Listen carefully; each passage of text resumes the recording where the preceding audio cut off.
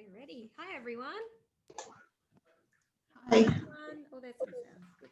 Hello. Hello. Hello, we might get underway. Thank you so much for joining us for our Fundraising Fundamentals webinar today. I'm Cheryl Nixon and I'm the Director of Donor Relations with Schools Plus. I'd like to start by acknowledging country. Melissa and I are beaming in from beautiful Gadigal land today in central Sydney near Darling Harbour. It was called Tumbalong in the first language here. It'd be great, feel free in the chat to tell us what school you're from and what land you're coming from today as well. And we'd like to acknowledge that this country always was and always will be Aboriginal land and pay our respects to elders past, present and emerging. Let me just do some quick intros as well. Actually, while we're acknowledging, I also want to acknowledge that we have a lot of schools and participants with us from Victoria who are coming out of lockdown, and also a few from South Australia who obviously are just going into a short, sharp lockdown, hopefully. So just want to acknowledge that it's been a huge year for so many of you as well. Some quick intros. Melissa Simons is with me here. She is Schools Plus School Community Fundraising Officer. And today we have two special guests with us from OzHarvest. Lisa Dainty, who is the Community Fundraising Manager, and Nina Carbon, who is the Education Communications Coordinator. We're going to introduce them shortly and really look forward to their presentation as well. But I'll pass to Melissa to cover some logistics. All right, so the purpose of our webinar today is to share with you some fundraising fundamentals for your school. I'm sure a lot of you are familiar with the traditional cake stall, sausage sizzle, mufti day that raise a little bit of money for your school, but this webinar is really to shift your fundraising beyond that. We call it shifting the fundraising beyond the school gate and into your community. So this webinar will give you a few insights into doing that. Really exciting to have OzHarvest on the line with us. They have some really great innovative fundraising, so I'm really excited to hear from them shortly. So during our time together, we'll be covering a bit about Schools Plus, who we are and what we do. Then we'll move into planning the perfect project. We'll give you a 5-step plan to get you started. Then OzHarvest will be sharing a bit of information about why people give and how to tell the story of your school, the students, and really connect in with the heart of the donor. And then we'll come back and we'll tell you, we'll share with you some way to find funds for your school. It's always the number one question that we get when schools approach us: who can we ask for money? We'll share with you a few ideas. And then Schools Plus actually has a fundraising platform that schools that are eligible to work with us, which Cheryl will cover it a little bit. You can actually use that to do some digital fundraising. It's called Fundraise Yourself, and we'll do a bit of a show and tell about that. So I'll hand back to Cheryl and she's going to share with us about Schools Plus. Brilliant. Thanks, Melissa. All right, so let me start by explaining a little bit about Schools Plus for those of you who perhaps haven't connected with us in the past. At Schools Plus, we passionately believe that all Australian children deserve the education opportunities that they need to fulfil their potential, regardless of their family background or their circumstances or where they have come from or live. We're a national charity, and what we're all about is helping children in disadvantaged communities succeed at school.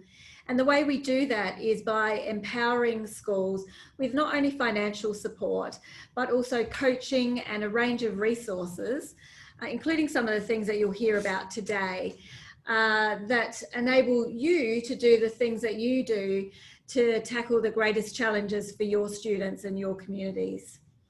We launched in 2014, and we were born out of the first Gonski review, which showed how philanthropic support can actually help to close the education gap for schools in disadvantaged communities.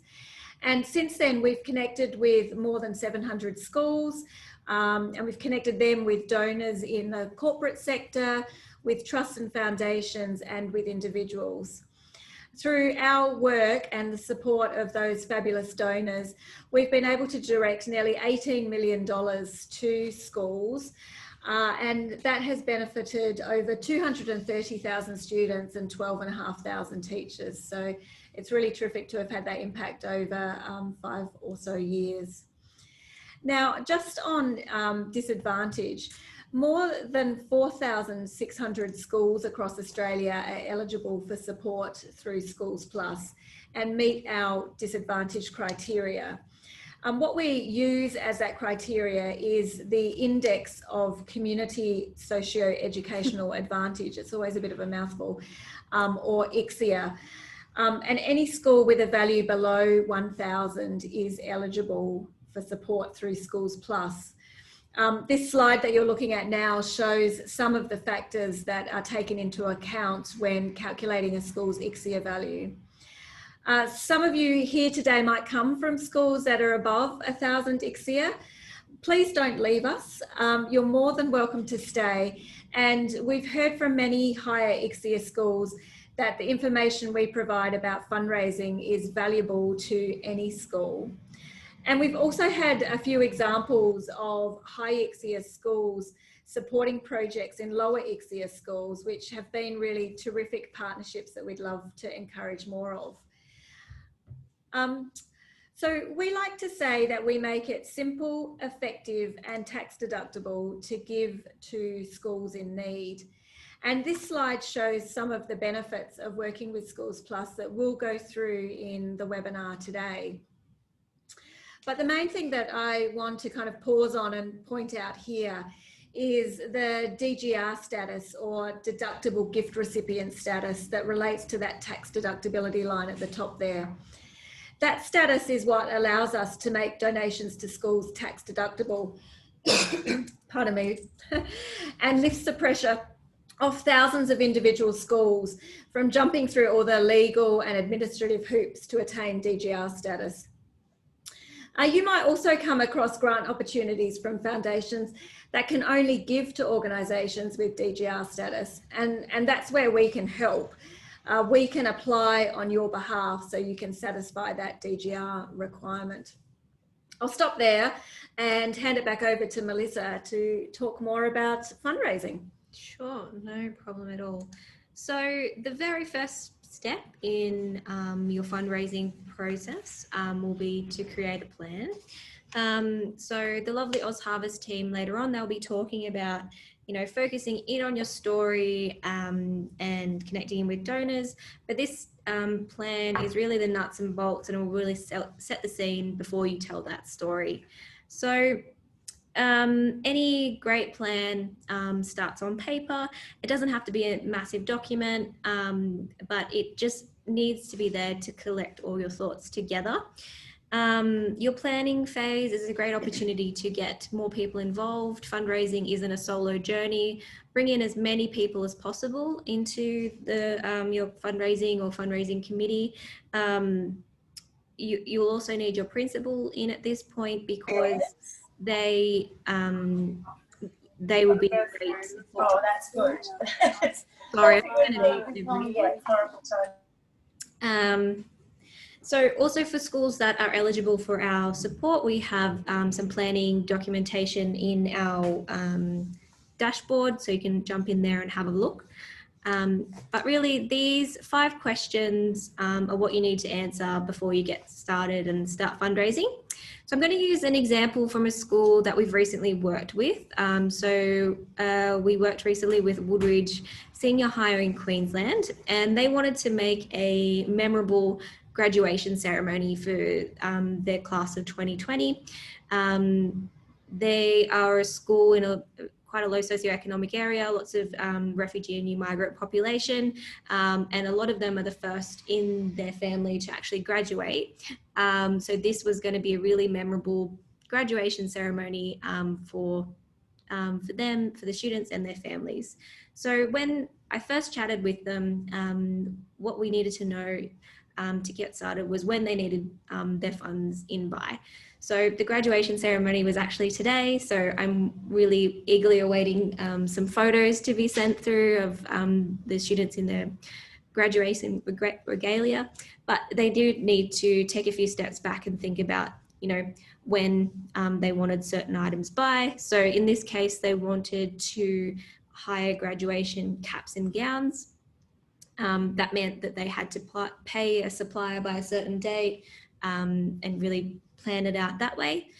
So take a few setbacks from when you actually want the funds in, and then schedule your campaign well before that. You want the money in before things need to be paid.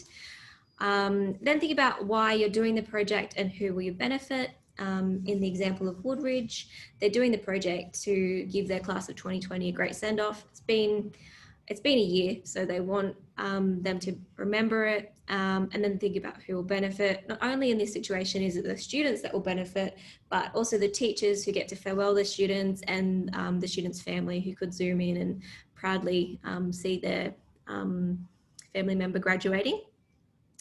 Number 3, what exactly are you raising money for? In this case, it was the graduation cap and gown. They knew it would be $30 per student.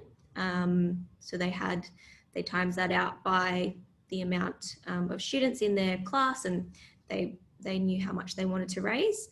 Again, that fits into what is the cost, $30 per student.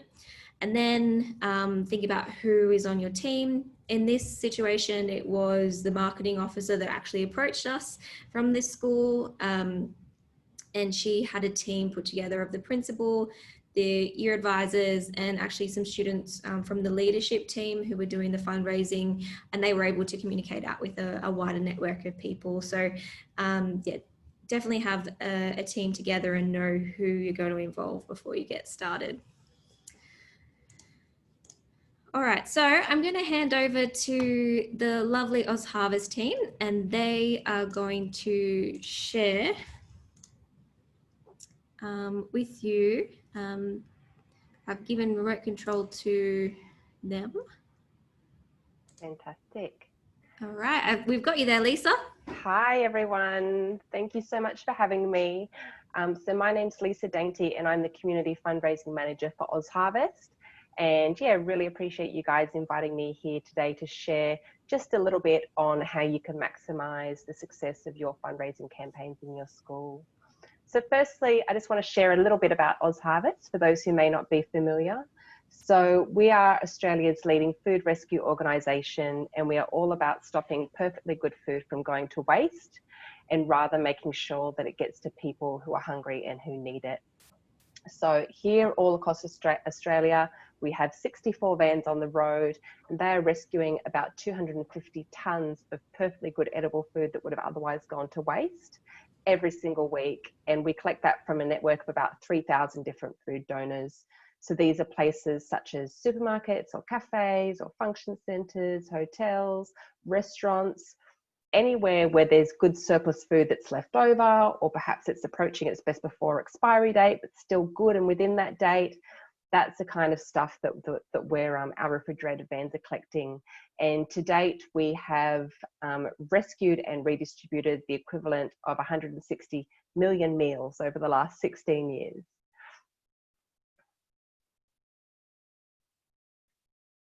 Oh, there we go. Do you want to just pop to the next slide? I don't seem to have control, guys. Awesome. So, as I said, what we do with this food is we make sure it gets to people who are in need, and we're delivering it directly to 1,300 charities all across Australia that are on the front line of feeding vulnerable people. So these are places such as soup kitchens or homeless shelters, domestic violence refuges, asylum seeker refuges. We're giving food to schools in lower socioeconomic areas to support their breakfast and lunch clubs. So the list goes on and on. These are all amazing organisations that are working directly with supporting those people who need it most. The reason we do it is that every single year, about 5 million people across Australia rely on food relief at some point throughout the year. And of course, sadly, due to the recent pandemic, that number is projected to grow anything up to 6 million people relying on food relief. And just to touch on that, so since the pandemic kicked off, OzHarvest, we've responded to an increase of about 47% in the demand for our services. Food Bank released their annual report recently, and what it showed was people seeking food relief at least once a week has doubled, and also more than a quarter of those people who are seeking food relief had never had to do so before the pandemic. So in a nutshell, that's what we do. We're also very big about intervention, and we believe that education is the key to transforming lives. And so we run a variety of programs in that space as well, including our schools program, Feast, which Nina's going to share a little bit about later on. So now if we, there we go. So now I'm just going to share with you a few tips on how to maximize the success of your fundraising campaigns. And, you know, I guess there's lots of different reasons why people might give to a cause, but I've picked just 3 in this time to share with you today, which in my experience are probably the most powerful. And, you know, it's so simple because you've connected their hearts to the cause, because they understand the impact of their donations, or quite simply because they were asked to.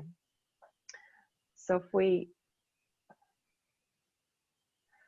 focus a little bit about the heart piece. So the reality is people give money to a cause because it makes them feel good. Donating is absolutely an emotional act. We donate from our heart. We don't donate from our head. It's more from our heart. And in saying that as well, people connect more to personal stories from causes rather than just statistics and numbers as well. So I guess the question is, how can we connect people's hearts to the cause and therefore motivate them to donate?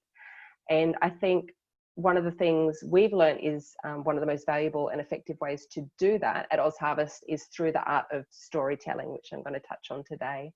And so what I mean by that is capturing real content from real people that is going to share with a potential donor either what challenge they're facing that they can help solve, or perhaps what an awesome impact that their donation is going to have. And just an interesting point around, I guess, giving. It's not always about wealth. It's definitely helpful to have wealthy contacts and generous contacts. But also what we often find is it is people with the least who do give, or who give the most. So just an example is one of our major partners is Woolworths, and every single year around the country, they run an in-store fundraising campaign supporting OzHarvest. And what we find is some of the top performing stores are actually in lower socioeconomic areas. So for example, we collect more donations through this campaign at the Bankstown store in Sydney than the Double Bay store. So I just think that's really interesting as well, and something worth touching on. So I'm going to talk a little bit more about storytelling later on, but first I'm just going to jump to the next slide. And I guess just to stress how important it is for people to really understand the impact of their donations. So how is their donation going to help you achieve their goal? So the way that we do this at OzHarvest is we are always talking about our impact, and we've had our impact measured, and our impact statement is for every single dollar donated, we will rescue and deliver 2 meals to people in need. So it's so simple, it's so tangible, so we shout it from the rooftops. So I guess, you know, if you guys start thinking about, well, with your campaigns, what's your impact statement, and what can you share with people? So could it be something like, you know, if 50 people donated just $20 each, we could reach our goal to purchase a defibrillator for our school, if that's what you're looking to do. Or could it be for every $500 raised, we could then provide a student with a device for them to participate in at-home learning. So just something really concrete so people understand what money is needed and what the impact's going to be. I think it's also really important to have a fundraising target. Research definitely shows that people are more likely to give if there is a target, and they're especially more likely to give if you're getting close to your target. So if you hit your target, that is awesome. Don't forget, you can always increase your goal as well. And so now just to touch on point 3, there we are. So I know this sounds so obvious, but people are most likely to support your campaign if you ask them. Giving is fundamentally a social act, and you know there's been research which shows people give more if the person asking for the donation is someone in their network that they already know, and also when people see other people in their network give, then they're more likely to give as well. So start looking in your local community. Who are the people already connected to your school, and how can you ask for support? And I know the Schools Pods team are going to expand on this a little bit more later, but I think you can never underestimate the power of social media and the reach that can get, sharing your campaign on your school pages, but also asking your supporters and your families and anyone in your network to share it as well. Also to highlight that it's totally okay to ask for support more than once. I think as long as it's not the exact same ask. And an example of that, a recent campaign we ran at OzHarvest called Here for Hope off the back of the pandemic, we found we had some donors giving multiple times when they were asked or shared a new piece of information about the campaign. So don't be scared to ask once, twice, 3, 4 times, just ask in a different way, share new information as well. And approach your local news organisations, especially papers. They're looking for good news stories in the community, and this works particularly well if you've already captured the storytelling content, which we're going to talk about now, is because then you can basically give them the story. It gives them something really tangible to talk about. So back to, I guess this goes back to connecting with people's hearts, back to point 1. So how can we do that? And we really believe and have found success through the art of storytelling. And there's so many different ways to communicate and share stories. So you can share stories from those that have been directly impacted by a situation that needs a solution. You could share a story from someone who will be positively impacted if you're successful in your fundraising campaign. And storytelling can come in so many different forms. It's not just written words. It could be a short video, it could be pictures, it could be imagery, it could be written words, but also so much more. So for example, could you guys capture a short video of a student or a family who is sharing, just on your iPhone or your camera phone, what it would be like for them to, get playground equipment at their school, or whatever your fundraising goal is looking to achieve. It's just so simple, capturing something short, sweet, and from the heart on your camera phone. Another idea I thought, perhaps particularly with the younger kids, could you ask the kids to draw a picture to depict their feelings about something? So, ask the kids, what would it be like if, we got the playground, and get them to draw that down. Imagery is so powerful, and it really captures that student's view of something in a unique and special way. And then there is just sharing written words. So can you ask your students to describe in their own words, can you imagine what it would be like if we, insert your campaign here? There's really nothing more powerful than hearing in people's own words what something means to them and the difference it's going to make to them. So sharing of stories doesn't have to stop just when the donation comes in. I definitely would encourage you to keep going and think about, could you thank your donors in a unique way that further shares with them the impact the donation is going to have.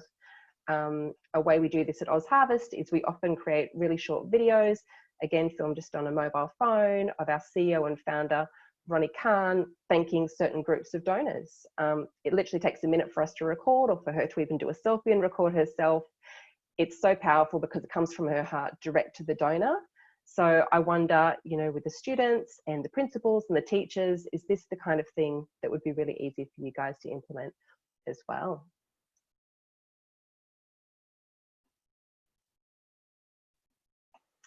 And now I'm just going to, share storytelling in action. So here are some recent stories that we captured at OzHarvest with our Here for Hope campaign.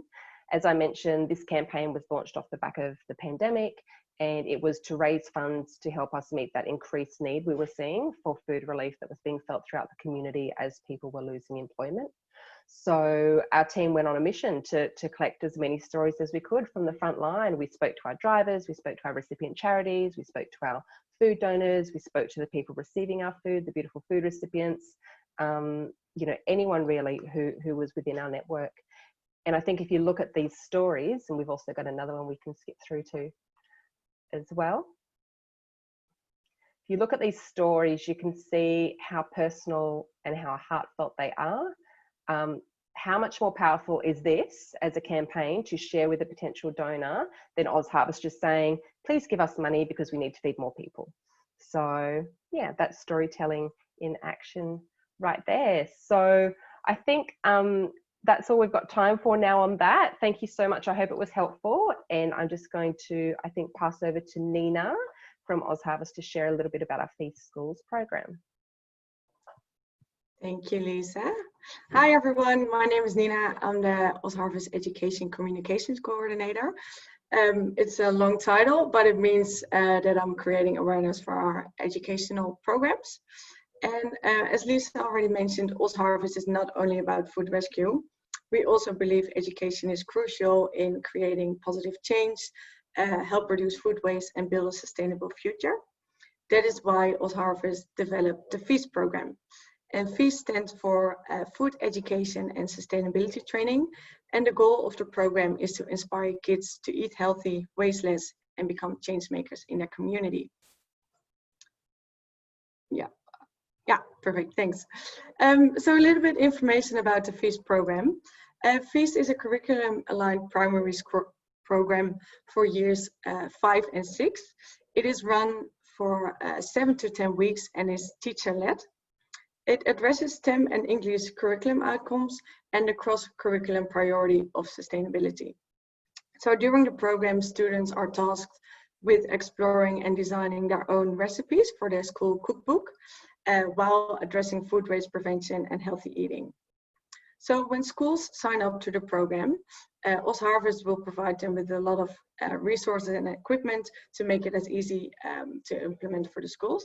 So first of all, we will provide all the teachers with a curriculum package that uses the latest teaching and learning approaches. And it contains of a unit of work, a detailed lesson plan for 7 to 10 weeks, a lot of student and teacher activities and resources, extension activities, practical cooking guides with hot and cold recipes. This is because a big part of the program is to get kids immersed in hands-on cooking. So to ensure that the cooking and the food education is accessible for all primary schools, we will also provide a kitchen kit and electric frying pans to the school. So this means that there's no kitchen required and all the cooking can take place in the classroom setting. So the cooking is not only a lot of fun for the, sorry, Melissa. It's not only a lot of fun for the students, but we also know that the cooking is very important for the kids because due to the cooking, they are willing to try more foods. They consume more fruits and vegetables because all our recipes are based around fruits and veggies. They also learn about what goes into producing their food and the food that they eat. And finally, it gives them important lifelong skills so that they can help in the kitchen at home or somewhere else. To ensure teachers feel confident in delivering the program, we will also provide teacher training. We offer 2 options of training. First is a 3-hour online course. And this is for teachers across Australia so that everybody everywhere can do the training and implement the program at their school. But we also offer face-to-face training in our OzHarvest locations throughout the country. Unfortunately, these trainings are on hold due to COVID restrictions, but hopefully we can start back again next year. Important to know as well is that these trainings, both the online and the face-to-face, are both NESA accredited.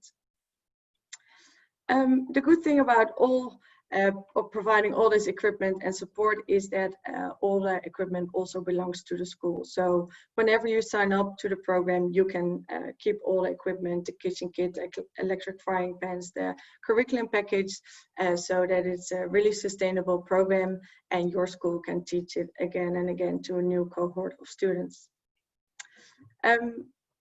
So we have funding available at the moment. And yeah, we're quite lucky with that. So that's also a reason why we want to let you guys know about this program.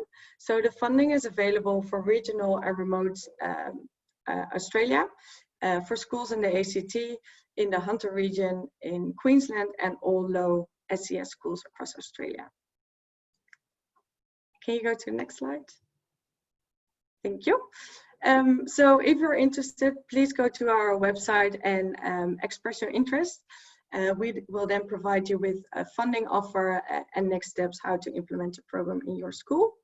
And the good news as well is that we are currently developing a year 7 and year 8 program as well. So if you are a secondary teacher, you're not missing out. Just hold on for a couple more months and we can provide you the program next year as well. And go to our website. If you have any questions, please get in touch with us and we'll try to help you out. Thank you. Brilliant. Thank you. Thanks, Nina, and thanks, Lisa. That was excellent. I wonder if anyone has any questions for Nina and Lisa. We're going to move on to talk about where you can find funds as well and who you can approach, and Lisa kind of touched on that too.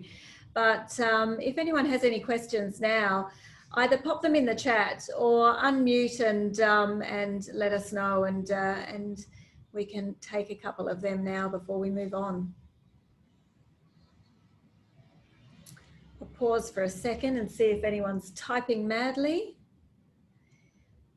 We were admiring the OzHarvest team's yellow t-shirts while you were talking there and thinking we need some Schools Plus gear as well. Yeah, some of our multicolored ones, maybe the hot pink or something. All right, well, we might carry on. Oh, there's a question from Julie there for you, Nina. Is the Feast program also adapted to specialist schools? Hi, thanks for the question. Yeah, Feast is definitely a program that is easy to adapt. We have a lot of support in our team from experienced teachers. Sorry, they're not teachers anymore, but who developed the program. So they can always help all the schools to implement the program and make sure that it meets the needs of your school. Great, thank you. Great, All right. Awesome. All right, so we'll move on to the next part. Oops. So, which is finding funds. As I mentioned before, it's one of the hottest topics when schools reach out to us. And we have quite a bit of experience working with schools, so we know where schools have had luck finding funds. So we're going to share a little bit about that now. I also wanted to thank you all for sharing what your school is looking to raise funds for. So we're going to try and tailor this section into the different elements that you are looking to raise money for. So the first kind of area where you might think to look for funds would be what we call the school gate, which is your families, teachers, P&Cs, students, that kind of thing. Now we try and discourage you focusing in on solely this area for your fundraising. We've heard that a lot of schools that are in lower socioeconomic areas or low ICSEA areas, the families are financially disadvantaged and they're finding it quite difficult to, pay fees and things like that. So don't target this area specifically. We recommend using these guys as your champions, so they can connect you into a wider network of people. Your families might have contacts within local business, within local media, and it's a lot easier to ask for a donation or to ask for help when there's somebody that's familiar with the school. And bringing Lisa's learnings to us, they can really have that heartfelt ask and connect in. My son or daughter goes to the school. We need a cola to keep them safe in the summer and to do outdoor lessons and that kind of thing. And we can ask for funds that way. And we've, as Melissa says, we've seen some really strong success in this area. I recall a school in Sydney where one of the teachers sent an email out to her friends asking for support, and one of her friends was a local business owner.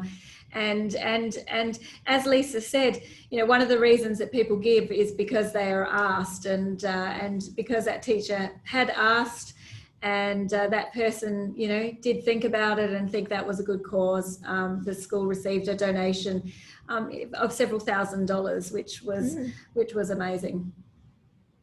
So this school gate community there will help you tap in to what we call community connections.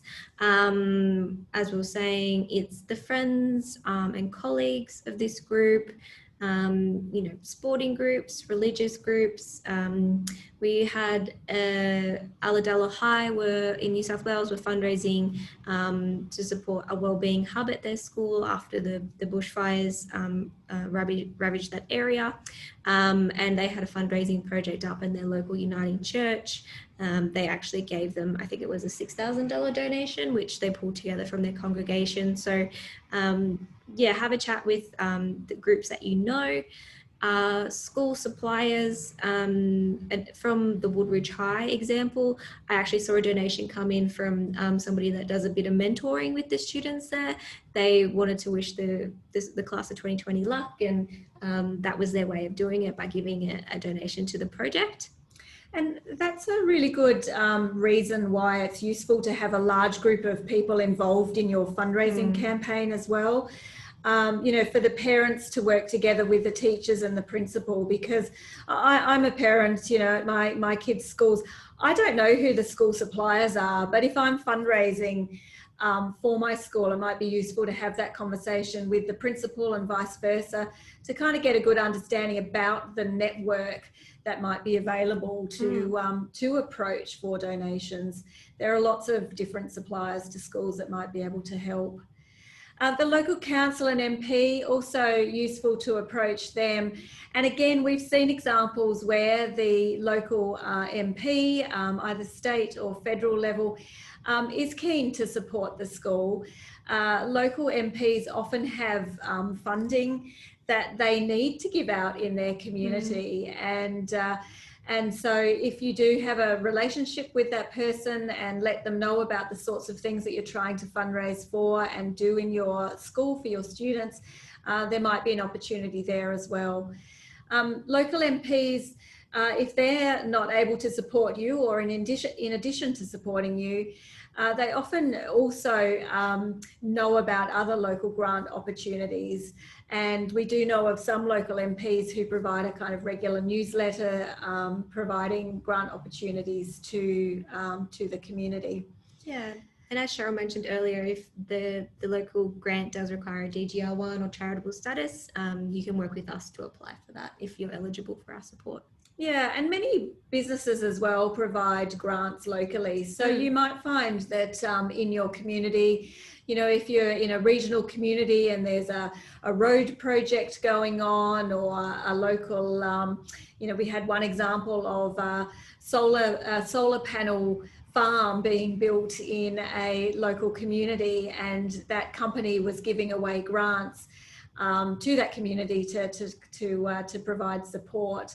A school was successful in getting a grant from that company while that project was ongoing. Yeah. So good idea to have a look around at what businesses are operating in your community, and whether they have any grants available, or just approaching them and letting them know about what you're doing. Yeah, I think a good example of that, at the moment, Trans-Suburban, if your school is near one of those, they actually have, I think twice a year, they have $5,000 grants up for grabs. So if you go on their website and see that your school's located near one of those, it's worth applying for. Jumping up to local media, whenever you do a fundraising campaign for your school, it's great to do a bit of a media release and let especially your local papers or newspapers know what you're doing. It's a nice feel-good story for the newspaper, especially if you've got some cute photos of kids involved in a project there.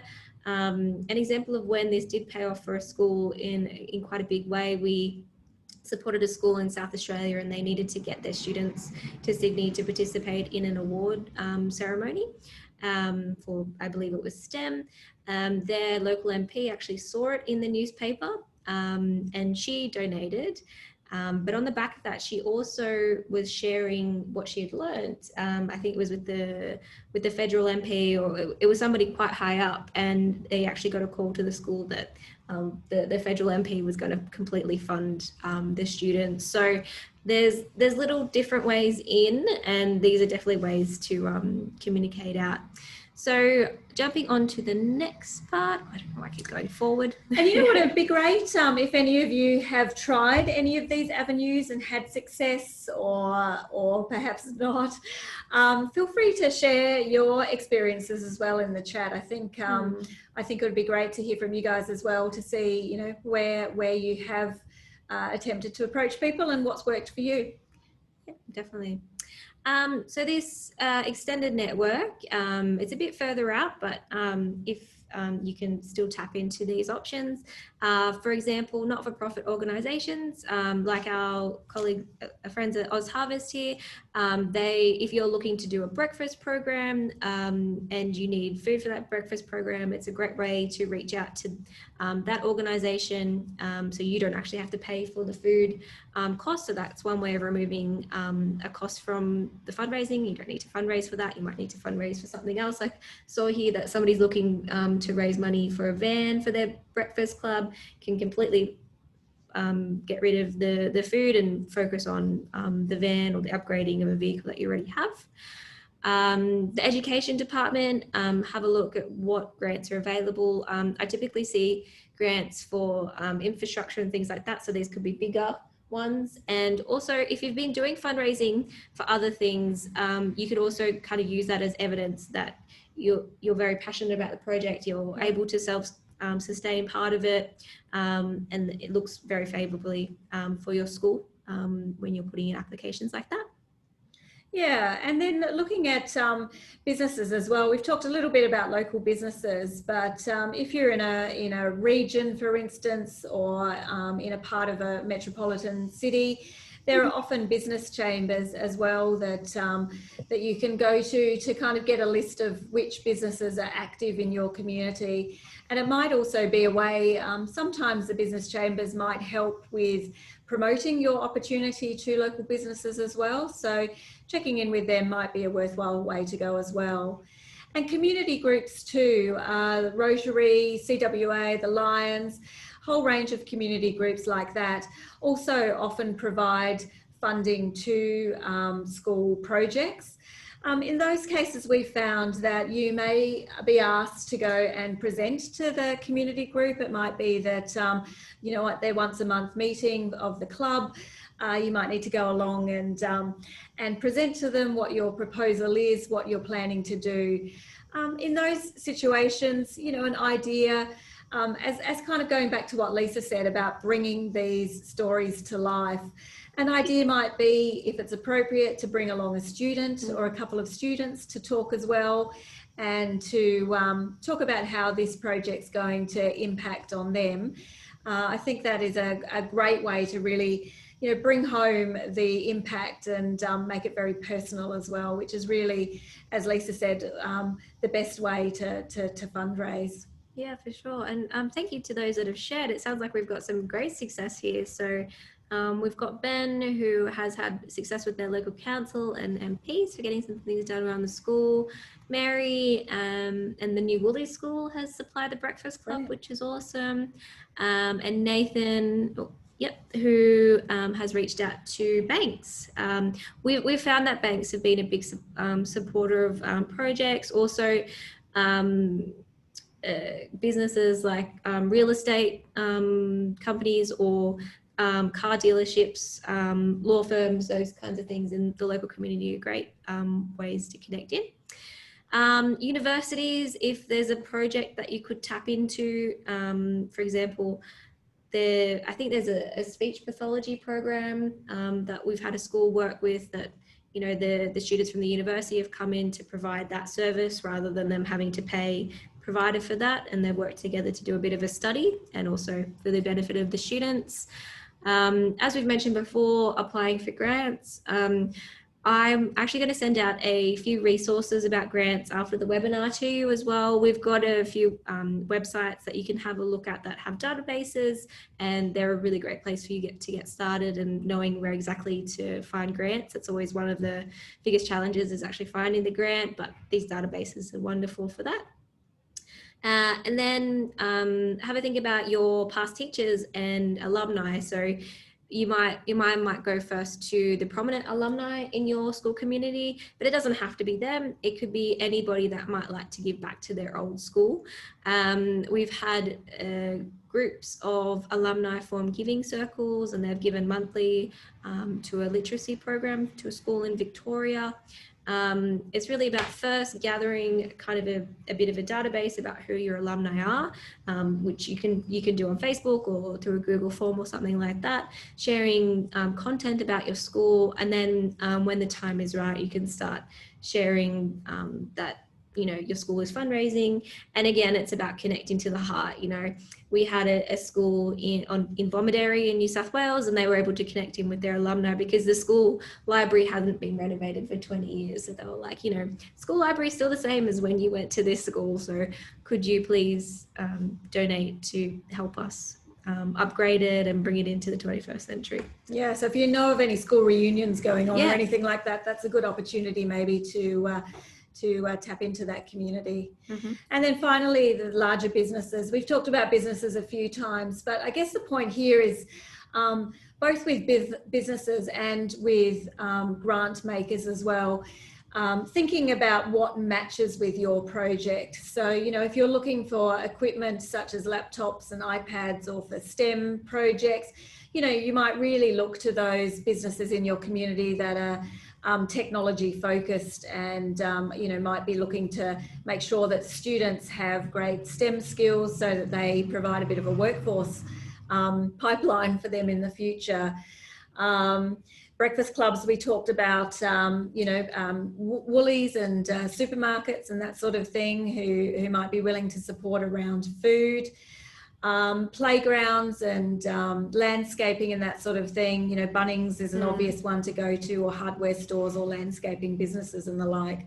So really kind of thinking again about connecting with hearts, but in those cases with minds as well, and with the values of those organisations that are going to want to support that sort of project. Yeah. So these are a few great ideas of where you can find some funds.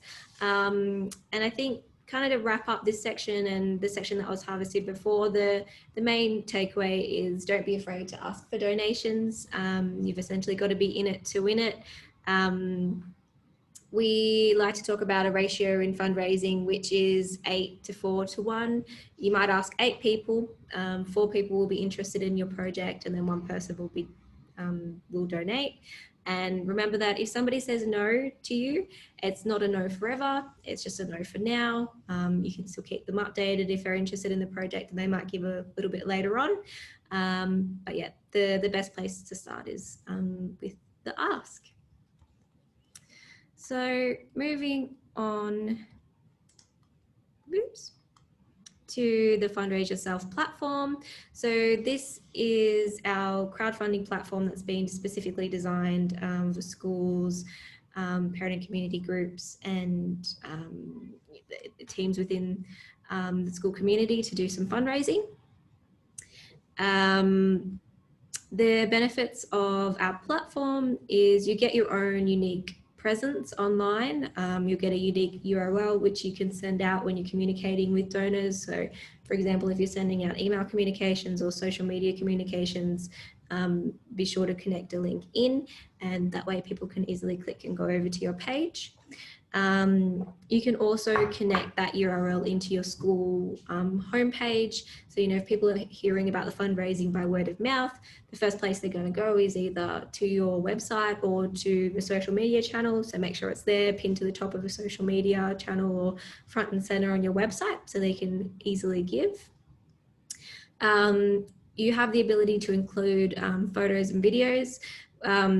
Photos of students work really well. Some happy, smiling faces of students always look great, or photos of students engaging with projects. So we've got a fundraising project that's looking to raise funds for gym equipment. We've got kids in the boxing gym with gloves on and, doing chin-ups and things like that. Really brings it to life. You can also include video. As Lisa said, whip out the iPhone and record some students talking about what the project would mean to them, or teachers or families, that kind of thing. The platform, sorry, is free and simple to use. So you are able to post a project. There's no cost to the school to do that. The cost comes in when your school starts to receive donations. We take a 5% contribution fee, and that supports the work that Schools Plus does with the platform and keeps the resources new and relevant and helps us to provide webinars like this for you. And then within the dashboard, you'll also have tips and resources, and you'll have access to myself and the wider Schools Plus team, to talk about your ideas, and we'll provide feedback about your fundraising and your ideas and that kind of thing. And if more specialized help is needed, for example, grants, we can help you there. So I'm going to show you, this is what our Fundraise Yourself platform looks like when it's all up and ready. This was a school in New South Wales, Chifley Public School. They were raising money for laptops. You can see here that they reached their goal of $10,000 or just over $10,000. And they were able to bring laptops into their school. They've got a cute photo which connects you into exactly what they want, a great name which is short and sweet. And then you have the capacity to add in a project description, which we can help you with as well. We can help you with wording to engage with the donors and that kind of thing. And then you also have some donation levels down the side, which we really recommend adding in because it gives your donors a nice idea of how much to give or how much you think would be beneficial.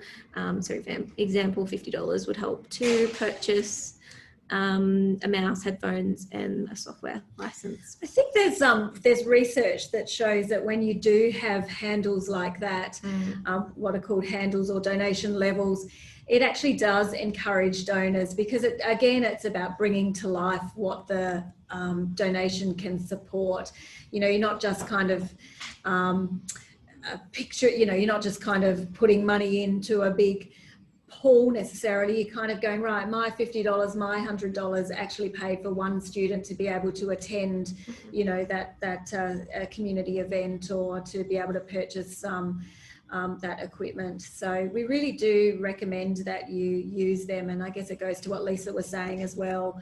OzHarvest uses them really successfully too. Yeah.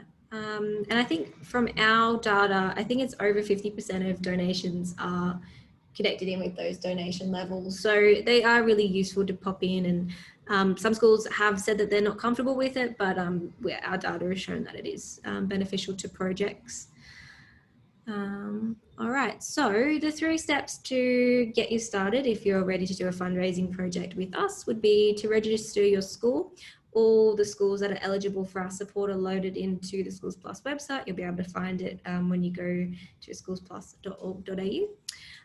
Consult with the Schools Plus team, have a chat with me, and then register your project, and then get to work on spreading the message far and wide. All right, so that kind of wraps things up for us. If you do want to get in touch with the Schools Plus team, you can reach us on the contact details here. Or if you just want to follow us for updates or know when our grant rounds are opening and that kind of thing, you can follow us on social media or connect in with our newsletter. Does anyone have any questions before we go? We've got a few minutes here, and we've still got Lisa and Nina with us as well to talk about fundraising generally.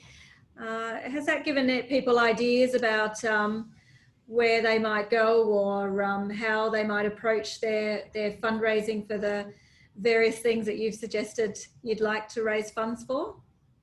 Yeah, again, feel free to unmute or pop your video on if you want to have a chat. Julie, we will be sending out the slides and a recording of today's session. We'll do that probably next week, I think. So yeah, you can absolutely share them with others or revisit them if you need to. Yeah, and yeah, I have a question here. Brilliant. Yeah, my name is Taban. Mine is, I just want to know, the question is, does it mean one should register with ICSEA or for doing fundraising, or you just do it like that? Yeah, so Schools Plus is registered with the ACNC and we have charitable status. And so we kind of have that on behalf of all of the schools that are low ICSEA schools. And so it means that schools themselves don't have to register with ACNC, don't have to do that kind of paperwork that, that needs to be done every year. Our tax deductible status enables those donations to be made to you and for the donor to receive a tax deduction. So we take care of that. So when you register a project with us, we put it up online and people are able to donate either online through our website, or they can donate offline as well. And if their donation is a larger donation, we do suggest doing it by direct debit to avoid the credit card fees that apply online. But people are able to donate. We look after the tax receipt to the donor and follow through in that way. And then we provide you with some information about who the donors are as well, so that you know who you can thank, because I think, as Lisa said as well, thanking donors is a really important part of the process, and you know, who to keep updated about what you're doing. Okay, thank you. You're welcome. I too have a question along those lines for the School Plus team. So I understand that with regards to sending up fundraising. How does that work with regards to applying for grants that want a charity status, you know, in terms of an application, which a lot of times has precluded us from being able to apply? Sure. Is that Mary asking that question? Yes. Yeah, hi Mary. Hi. So that's absolutely fine, and that's one of our one of the ways in which we can help schools. So if you find a grant opportunity that requires that DGR or charitable status, you can get in touch with us at the contact details there on the screen. What we'll then do is work with you to make sure that we and you together are eligible for that grant.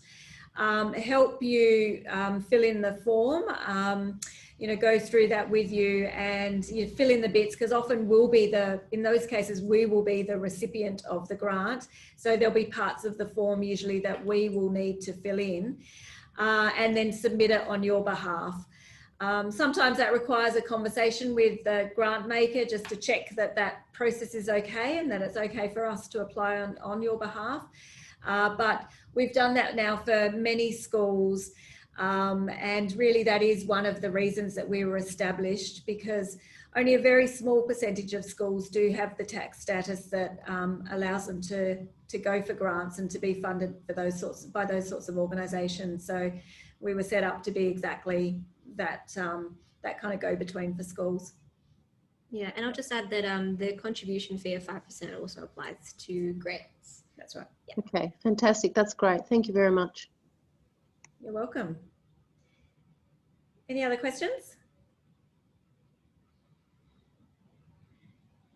It's Thursday afternoon, everyone's eager to get out of here. Yeah. Oh, thanks. That's a good tip as well. Yeah, real estate agents and job agencies. Yeah, I mean, those local businesses in your community, it's really worth kind of going down whatever your kind of main streets are in your area and seeing who are the businesses in that area and seeking their support. And yes, as you say, important to acknowledge supporters and thank them as well. And that can be as simple as acknowledging them in your newsletter and at your assemblies when you're allowed to hold them again. It's not been happening in New South Wales lately, but making sure that they are well thanked as part of the process of looking after your donors.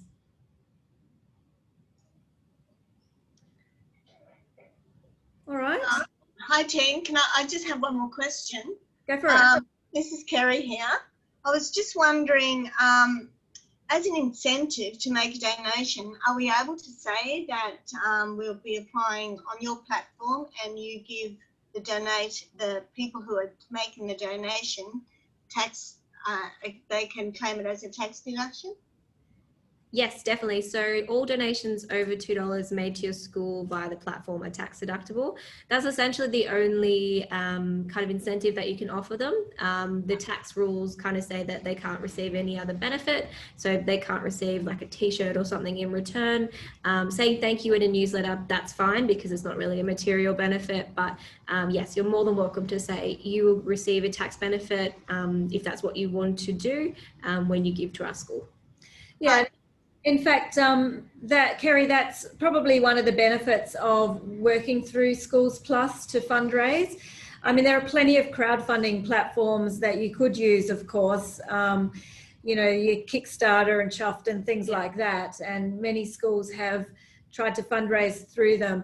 But generally, it's not, you know, there's not the benefit of tax deductibility through those platforms. So with Schools Plus, you can have that incentive, and that's important for some donors, not for all, but it's definitely important for some. Yeah. So with, is there some sort of authoritative statement that you publish that will say that?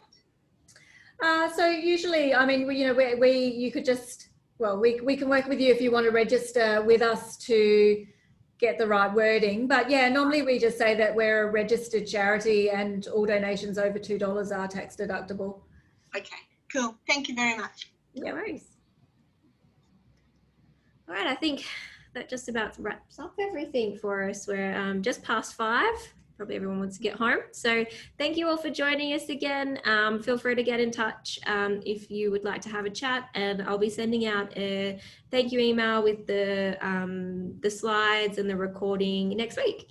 And thanks to the OzHarvest team for joining us as well. It's been terrific to join forces today. Yes, thank you so much. Good night, everyone. Good night. Thank you. Bye. Yeah.